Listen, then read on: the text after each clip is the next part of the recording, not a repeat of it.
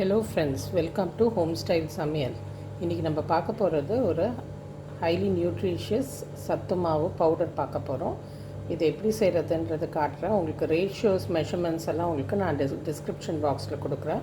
அதோடய full health பெனிஃபிட்ஸும் உங்களுக்கு description பாக்ஸில் கொடுக்குறேன். இதை மெயினாக நம்ம பண்ண போகிறது ஒரு 4 மாதம் ஸ்டோர் பண்ணுற மாதிரி பண்ண போகிறோம். அதனால் இதில் வறுக்கிறது தான் இம்பார்ட்டண்ட். நல்லா வறுத்துட்டு நம்ம மாவு மிஷினில் கொடுத்து அரைச்சி வச்சுக்கிட்டோன்னா 4 மந்த்ஸ்க்கு நல்லா ஸ்டோர் பண்ணி சாப்பிடலாம். இந்த சத்து மாவு பவுடரை நம்ம காத்தால கஞ்சி மாதிரி காய்ச்சிட்டு காத்தால சின்ன குழந்தைங்கள்லேருந்து 7 மாதம் குழந்தைலேருந்து பெரியவங்க வரைக்கும் குடிக்கலாம். காத்தால ரொம்ப ஹெல்த்தியானது. எல்லா நியூட்ரிஷனும் அடங்கி இருக்கிறதுனால நம்ம தானியங்கள், சிறுதானியங்கள், மில்லட்ஸ் எல்லாமே சேர்க்கறதுனால ரொம்ப ஹெல்த்தியான கஞ்சியாக செய்ய போகிறோம். இப்போது நம்ம இது எப்படி செய்கிறதுன்றதை பார்க்கலாம். இந்த மாவு செய்கிறதுக்கு கொஞ்சம் நல்ல குவாலிட்டியாக இருக்கிற மாதிரி பருப்பு வகைகளை செலக்ட் பண்ணிக்கோங்க. சுத்தமும் பண்ணிக்கணும். நம்ம முக்கியமாக கேழ்வரகில் நிறைய தூசியும் தோலும் குப்பை மண் கல்லெல்லாம் இருக்கும். அதனால் நல்லா புடச்சிட்டு களைஞ்சிட்டு காய வச்சுட்டு ரெடி பண்ணிக்கோங்க. கேழ்வரகு கல் நிறைய இருக்கிறதுனால அதை ரெடி பண்ணிக்கணும். இதை புடச்சா போகிறோம். நம்ம கல் மண்ணெல்லாம் பார்த்து புடச்சிட்டா போகிறோம். கம்பு, கேழ்வரகு 1 கிலோ, கம்பு 1/2 கிலோ, சம்பா கோதுமை 100 கிராம், பார்லி 100 கிராம், கருப்பு கொண்டக்கடலை 100 கிராம், நாட்டுச்சோளம் 100 கிராம், மக்காச்சோளம் 100 கிராம், சோயா 100 கிராம், மொச்சை 100 கிராம், பட்டாணி பச்சை பட்டாணி 100 கிராம், வெள்ளை பட்டாணி 100 கிராம். இந்த கஞ்சி காய்ச்சும் போது நம்ம பவுடர் செய்கிறதுக்கு இந்தந்த பொருள்ன்றதை மெயினாக கேழ்வரகு கம்பை சேர்த்துக்கலாம். அதோடு சேர்க்குற பருப்புங்கள்லாம் நம்ம எது வேணுமோ அந்த மாதிரி சேர்த்துட்டு அரைச்சிக்கலாம். உங்களுக்கு வேறு ஏதாவது எக்ஸ்ட்ரா வேணுன்ற போது பருப்புங்க அதை கூட சேர்த்து அரைச்சிக்கலாம். பிஸ்தா 100 கிராம், பாதாம் 100 கிராம், முந்திரி பருப்பு 100 கிராம், வெள்ளை காராமணி 100 கிராம், கருப்பு காராமணி 100 கிராம், கருப்பு உளுந்து 100 கிராம், பச்சை பயிறு 100 கிராம், இது ஆளி விதை ஃப்ளாக்ஸ் சீட்ஸ்ன்னு சொல்லுவோம் இல்லைங்களா, அது 100 கிராம், கொள்ளு 100 கிராம், பொட்டுக்கடலை 100 கிராம். இது இவ்வளோ பருப்பு வகைகள் எல்லாம் நம்ம சேர்க்கறதுனால எல்லாமே செரிமானம் ஆகணுன்றதுனால நம்ம சுக்கும் ஏலக்காவும் சேர்க்குறோம். ஏலக்காய் 10 கிராம், சுக்கை கொஞ்சம் நல்ல தோலை எடுத்துட்டு அப்புறமா யூஸ் பண்ணிக்கணும். இப்போ நான் 5 வெரைட்டி சிறுதானியம் எடுத்திருக்கேன். அரிசி சிகப்பரிசி எடுத்திருக்கேன். உங்கள்கிட்ட கருப்பு கவுனி அரிசி இருந்தாலும் போட்டுக்கலாம், மூங்கல் அரிசி சேர்த்துக்கலாம். அதெல்லாம் எனக்கு கிடைக்கல, அதனால் உங்களுக்கு கிடச்சிதுன்னா அதெல்லாம் சேர்த்துக்கலாம். இதுக்கு சிகப்பரிசி, இந்த அரிசியும் சிறுதானியம் எல்லாம் 200 கிராம், சிகப்பரிசி 200 கிராம், இது சாமை 200 கிராம், வரகரிசி 200, திணை 200, குதிரைவாலி 200. அதே மாதிரி உங்களுக்கு மாப்பிள்ளை சம்பா அந்த மாதிரி கிடைச்சாலும் இப்போ சேர்த்துக்கலாம். இப்போ இந்த சிறுதானியங்கள் அரிசி வகையெல்லாம் நம்ம தனித்தனியாக செய்யணுன்னா யோசிப்போம். இந்த மாதிரி எல்லாத்தையும் சேர்ந்தா மாதிரி நம்ம எல்லாத்தையும் வறுத்துட்டு கஞ்சியில் சேர்த்துக்கிட்டோம்னா எல்லா நியூட்ரிஷனும் நம்மளுக்கு ஒன்றா கிடைச்ச மாதிரி ஆகிடும், ஈஸியாகவும் இருக்கும். இப்போ நம்ம கேழ்வரகை வறுத்துக்க போகிறோம். கொஞ்சம் நல்லா வாசனை வர மாதிரியும் கொஞ்சம் கலர் மாறும், அது வரைக்கும் வறுத்துக்கணும்.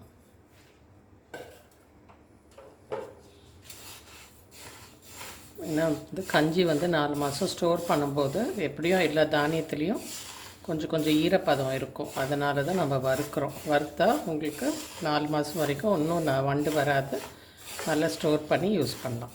இந்த மாதிரி கலர் மாறிடுச்சு, ஒரு மாதிரி நல்லா சத்தம் கேட்குது பாருங்கள், கலக்கலன்னா. அதே மாதிரி நல்ல வாசனையும் வருது. அந்த மாதிரி இருக்கும்போது ஆஃப் பண்ணிவிட்டு எடுத்து கொட்டிக்கலாம். ஒரு தட்டில் ரெடியாக வச்சுக்கோங்க. தட்டில் கொட்டிகிட்டே வந்தீங்கன்னா பெரிய தட்டில் ஆறிக்கிட்டே வரும். இந்த மாதிரி தட்டில் கொட்டிடுங்க. கொஞ்சம் ஆறிட்டு அப்புறமா நம்ம டப்பாவில் போட்டு வச்சுக்கலாம். அடுத்தது கம்பு எல்லாமே இளஞ்சூட்டில் வச்சு நம்ம வறுத்துக்கலாம். வறுக்கும்போது கொஞ்சம் நீங்கள் ஹை ஃப்ளேமில் வைக்கிறீங்கன்னா கொஞ்சம் கருகாமல் வறுத்துக்கணும். இந்த மாதிரி சத்தம் கேட்கும் பாருங்கள், பட் பட் பட்டுன்னா. அப்புறம் நல்ல பொருள் நல்லாவே வறுத்துட்டோம். இப்போவும் இதை ஆஃப் பண்ணிவிட்டு நம்ம இன்னொரு தட்டில் கொட்டிக்கலாம். கருப்பு உளுந்து இது கொஞ்சம் நல்லா வாசனை வரைக்கும் நம்மளுக்கு கலர் மாறுறது தெரியாது, ஆனால் நல்லா வாசனை வரும். கலர் மாறி இருக்குது பாருங்கள். அதே மாதிரி கொஞ்சம் டப்புன்னு கேட்குது பாருங்கள். அப்போனா நல்லா ஆயிடுச்சு, ரெடி ஆகிடுச்சு. நல்லா வாசனையும் வருது. உளுந்து பச்சைப்பயிறு நம்மளுக்கு வறுக்கும் போதே கலர் மாறிடும், அதில் நல்லா தெரியும் உங்களுக்கு டிஸ்கிரிப்ஷன் பாக்ஸில் ஒரு பயிரும் ஒரு சிறுதானியத்துக்கும் என்னென்ன பெனிஃபிட்ஸுன்றதை உங்களுக்கு கிளியராக கொடுக்குறேன். இன்றைக்கி நம்ம 28 ஐட்டம் போட்டு நம்ம வறுத்து கஞ்சி பவுடர் செஞ்சுக்கிட்டு இருக்கோம்.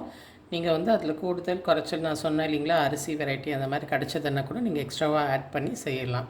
இன்றைக்கி நான் முக்கியமானது வந்து வேர்க்கடலை சேர்க்கலை. ஏன்னா வந்து 4 மாதம் ஸ்டோர் பண்ணும்போது வேர்க்கடலையை வறுத்து நம்ம அரைக்கும்போது ஒரு மாதிரி எண்ணெய் ஒரு மாதிரி வாசனை வந்துடுது. 4 மாதம் ஸ்டோர் பண்ணும்போது 1 மாதத்துக்குள்ளே நீங்கள் யூஸ் பண்ணுறீங்கன்னா வேர்க்கடலையை தாராளமாக போட்டு வறுத்துக்கிட்டு இதே மாதிரி வறுத்துக்கிட்டு யூஸ் பண்ணலாம். இந்த மாதிரி ப்ரௌன் கலர் ஆன உடனே ஆஃப் பண்ணிடலாம். சம்பா கோதுமை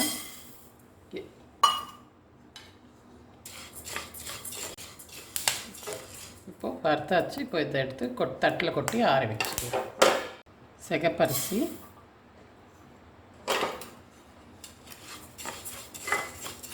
இதுவும் நல்லா பொரிஞ்சு வரணும். உங்களுக்கு கருப்பு கவுனி அரிசி, மூங்கில் அரிசி கிடைச்சாலும் போட்டுக்கலாம். இப்போ இந்த அரிசியும் பாருங்கள் நல்லா பொரிஞ்சு வருது. சத்தம் கேட்குது இல்லைங்களா, அந்த மாதிரி இருக்கும் போதுன்னா உங்களுக்கு பயம் இல்லாமல் வறுத்தோன்னா அந்த மாதிரி ஒன்றும் கஞ்சும் நல்லா டேஸ்டியாக இருக்கும். வரகரிசி,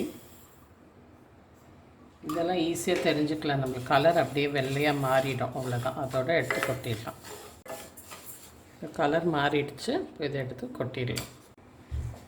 சாமை,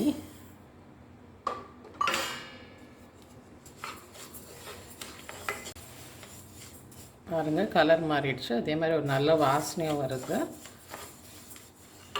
ரெடி ஆகிடுச்சு. தினை அரிசி,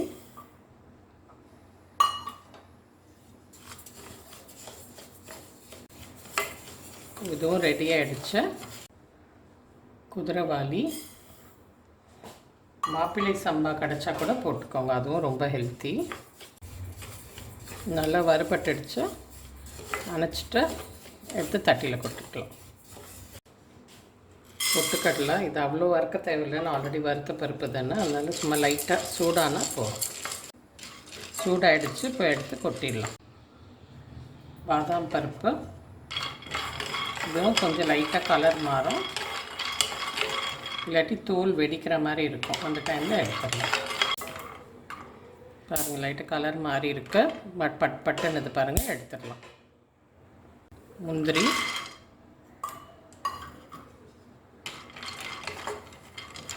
முந்திரி கலர் மாறட்டும். பாருங்கள் சூடாகிடுச்சு, கலரும் மாறிட்டு வருது, அதனால் எடுத்துடலாம். பிஸ்தா, இப்போ நான் போட்டிருக்கிற பருப்பு அதெல்லாம் வந்து உங்களோட ரேஷியோக்கு ஏற்ற மாதிரி நீங்கள் போட்டுக்கலாம். ஒன்று ஏற்றி போட்டுக்கலாம், ஒன்று வேண்டான்னா கம்மியாக போட்டுக்கலாம்.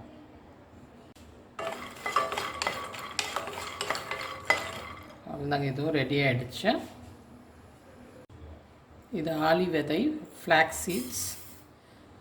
இதில் வந்து ஒமேகா 3 ஃபேட்டி ஆசிட்ஸ் இருக்குது, ரொம்ப ஹெல்த்தியானது. அதனால் நம்ம தனியாக சேர்த்துக்கிறோமோ இல்லாட்டி தனியாக சாப்பிட்ணுன்னு யோசிப்போம்.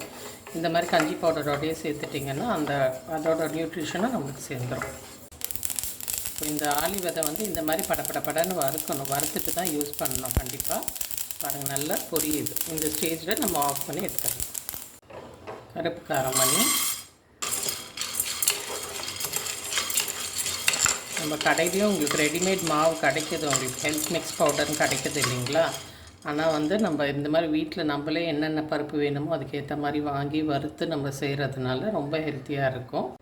பாருங்கள் நல்ல கலர் மாறுது பாருங்கள், டப்புன்னு இது பாருங்கள். இந்த ஸ்டேஜில் ஆஃப் பண்ணிடலாம். வெள்ளை காராமணி, ஸோ இதிலெல்லாம் வந்து நல்லா ஹை ப்ரோட்டீன் இருக்குதுன்னு எல்லாருக்கும் தெரியும் இல்லைங்களா. பாருங்கள் சத்தம் வருது, எல்லாம் உடஞ்சிருக்கு பாருங்கள். நாட்டுச்சோளம், இது கொஞ்சம் நல்லா பாப்கார்ன் மாதிரி பொறன்னு வரும். அதுக்கப்புறமா ஆஃப் பண்ணிடலாம். இந்த மாதிரி ரெடி ஆகிடுச்சு பாருங்கள். போய் ஆஃப் பண்ணிக்கலாம்.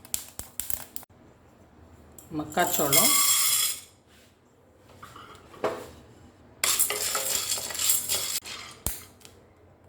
இதுவும் பாருங்கள் இந்த மாதிரி பொரிஞ்சு வருது பாருங்கள், பாப்கார்ன் மாதிரி. அந்த மாதிரி ஸ்டேஜில் ஆஃப் பண்ணிடலாம். பார்லி அரிசி,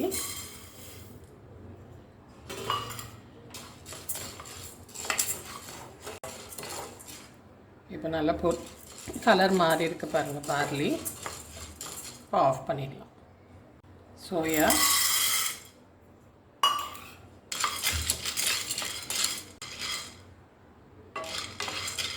இப்போ லைட்டாக கலர் மாறி இருக்குது, வெடிச்சிருக்கு பாருங்கள், அங்கங்கே வெடிச்சிருக்கு இல்லையா, இந்த டைமில் ஆஃப் பண்ணிடலாம். கொள்ளு,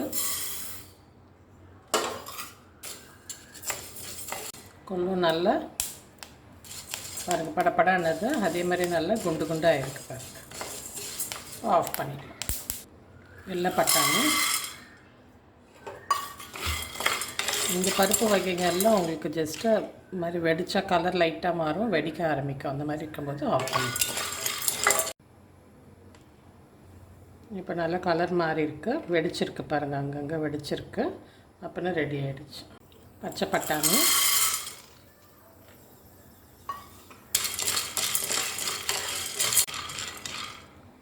இப்போ சத்தம் வருது பாருங்கள், அந்த மாதிரி கிராக் ஆகுது. அந்த மாதிரி வறுத்துட்டோன்னா நம்மளுக்கு பயம் இருக்காது, நம்ம வயிற்றுக்கும் ஒன்றும் செய்யாது. அதனால் இந்த மாதிரி வறுத்துக்கிட்டு யூஸ் பண்ணலாம். கருப்பு மூக்கு கடலை, இது உங்களுக்கு வேணும்னா வெள்ளை கடலை கூட யூஸ் பண்ணிக்கலாம். நான் போடலை, இன்றைக்கி இது மட்டும்தான் யூஸ் பண்ணுறேன். இப்போ நம்ம கடையில் வாங்குகிற உப்பு கடலை மாதிரி இதுவும் பொரியும். அந்த ஸ்டேஜில் ஆஃப் பண்ணிக்கலாம். மொச்சப்பருப்பு, இதுவும் இந்த மாதிரி லைட்டாக கலர் மாறும் உங்களுக்கு. இது மாதிரி தோலில் வந்து கொஞ்சம் லைட்டாக கிராக் ஆகும். கலர் மாறிடுச்சு பாருங்கள், இந்த ஸ்டேஜில் ஆஃப் பண்ணிடலாம். இது 10 கிராம் ஏலக்காய். இது அப்படியே நம்ம சூட்லேயே போட்டால் கூட பொரிஞ்சிடும். நீங்கள் கடாய் ஆன் பண்ணோன்னு இல்லை, எல்லாம் வறுக்கும்போது நம்ம கடாய் சூடாக இருக்கும், அதில் அப்படியே போட்டு வச்சுட்டா கூட போகிறோம். ஏலக்காய் பாருங்கள் நல்லா பொரிஞ்சு வருது. ஏலக்காவும் சுக்கும் கண்டிப்பாக போடணும். ஏன்னா நம்ம இத்தனை வகை பருப்பு தானியங்கள் எல்லாமே சேர்க்கறதுனால செரிமானம் ஈஸியாக ஆகணுன்றதுக்காக ஏலக்காவும் சுக்கும் கண்டிப்பாக போடணும். நல்லா ஏலக்காய் கூட பொரிஞ்சிடுச்சு, ஆஃப் பண்ணிடலாம். சுக்கு சொன்ன மாதிரி தோல் நீக்கிட்டு இந்த மாதிரி பொடி பண்ணிக்கிட்டு அப்புறமா வறுத்துக்கோங்க. 20 கிராம் சுக்கு.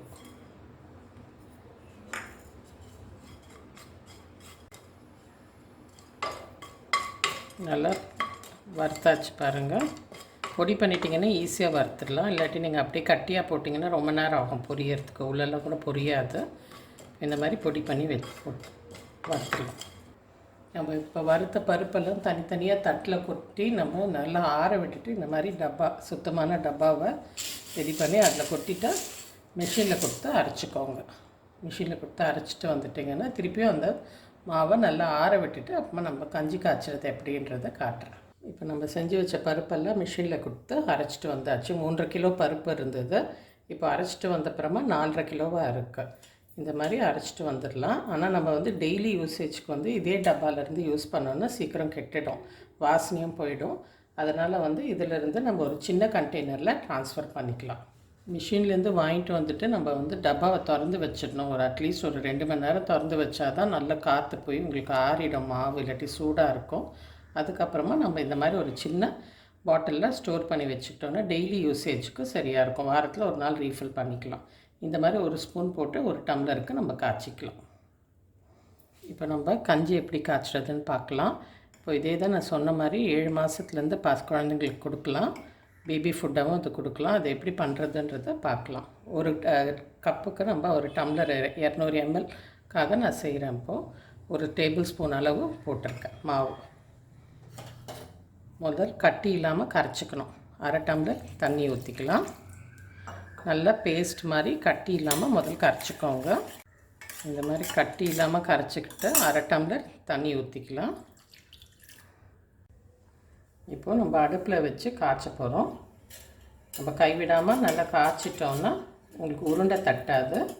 இப்போ நம்ம 7 மாதம் குழந்தைக்கு கொடுக்கும்போது நம்ம ஃபஸ்ட்டு வந்து வேறு எதுவும் கொடுக்கக்கூடாது. நீங்கள் எல்லாேருக்கும் தெரிஞ்சது இல்லைங்களா, ஃபஸ்ட்டு வந்து நியூ இதாக இன்ட்ரடியூஸ் பண்ணும்போது கேழ்வரகு கஞ்சி கொடுத்து பாருங்கள். அதுக்கப்புறமா எல்லா பருப்பும் சேர்ந்த மாதிரி கொடுக்கும்போது ஒரே ஒரு டீஸ்பூன் போட்டு காய்ச்சி இந்த மாதிரி கொடுக்கலாம். கொஞ்சோண்டு பனக்கல்கண்டு போட்டு சேர்த்து கொடுக்கலாம். இப்போ திக்காயிட்டே வருது. நீங்கள் ஹை ஃப்ளேமில் கூட வச்சு காய்ச்சலாம். ஆனால் வந்து கை விடாமல் காய்ச்சுங்க, அப்போ தான் உருண்டை தட்டாமல் இருக்கும். பாருங்கள் இவ்வளோ நல்லா ஸ்மூத்தாக வருது. இப்போ நல்லா பளபளப்பாக வந்துடுச்சு பாருங்கள். அப்போ நல்லா வெந்துடுச்சு பருப்பு. எல்லா பருப்பும் நம்ம போட்ட பொடி வந்து நல்லா வெந்து வந்துடுச்சு. இந்த மாதிரி திக்காகிடுச்சு பாருங்கள். இன்னும் கொஞ்சம் திக்னஸ் வந்துடணும்.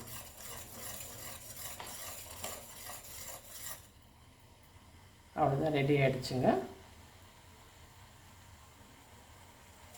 இப்போ நம்ம குழந்தைங்களுக்கு கொடுக்கும்போது இதே கன்சிஸ்டன்சியில் கொஞ்சம் நல்லா ஆற விட்டுடுங்க. குழந்தைங்களுக்கு நம்ம உப்பு சேர்க்க மாட்டோம், அதனால் துளியோண்டு பனக்கல்கண்டு சேர்க்கலாம். இல்லாட்டி அந்த ஸ்வீட்னரும் வேண்டான்னா ஒரே ஒரு செவ்வாழைப்பழம் இல்லாட்டி வாழைப்பழம் எந்த பழம் நீங்கள் கொடுக்குறீங்களோ அதை வந்து நல்லா ஆற விட்டுட்டு மிக்சியில் போட்டு அரைச்சிட்டு கொடுக்கலாம். இந்த கஞ்சியோடு கொடுத்தீங்கன்னா நல்லாயிருக்கும், டேஸ்டியாக இருக்கும். குழந்தைங்களும் கடகடன்னு சாப்பிட்டுடுவாங்க.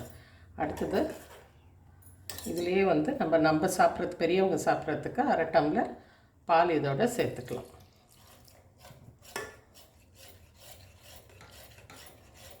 பாருங்கள் எப்படி கட்டியே இல்லாமல் வந்துடுச்சு ஈஸியாக உங்களுக்கு கஞ்சி. இதில் வந்து ஸ்வீட்னருக்காக சேர்க்குறது நீங்கள் பனக்கல்கண்டு, நாட்டு சக்கரை சேர்த்துக்கலாம், இல்லாட்டி பனக்கல்கண்டு சேர்த்துக்கலாம். ரெடி ஆகிடுச்சு. இந்த மாதிரி பால் ஊற்றிட்டு ஒரே கொதியில் நிறுத்திடலாம். இதில் வந்து ஸ்வீட்னர் தித்திப்பாக வேணுன்றவங்க வந்து நாட்டு சக்கரை சேர்த்துக்கலாம் 1/2 டீஸ்பூன், இல்லாட்டி உப்பு சேர்த்துக்கலாம். இப்போ கஞ்சி சேர்த்துடலாம். இந்த மாதிரி கிளாஸில் ஊற்றிட்டு உங்களுக்கு வந்து உப்பு தேவையோ நாட்டு சக்கரை, நீங்கள் பசங்களுக்கு நாட்டு சக்கரை போட்டு கொடுக்கும்போது கூட துளியோண்டு உப்பு சேர்த்திங்கன்னா 1/2 ஸ்பூன் போகிறோம், இல்லாட்டி 1 ஸ்பூன் நாட்டு சக்கரை சேர்க்குற மாதிரி இருக்கும். அதனால் துளியோண்டு உப்பு சேர்த்துட்டு அப்புறம் 1/2 ஸ்பூன் நாட்டு சக்கரை சேர்த்துக்கலாம். இப்போ நான் இந்த டம்ளருக்கு 1/2 ஸ்பூன் உப்பு சேர்க்குறேன்.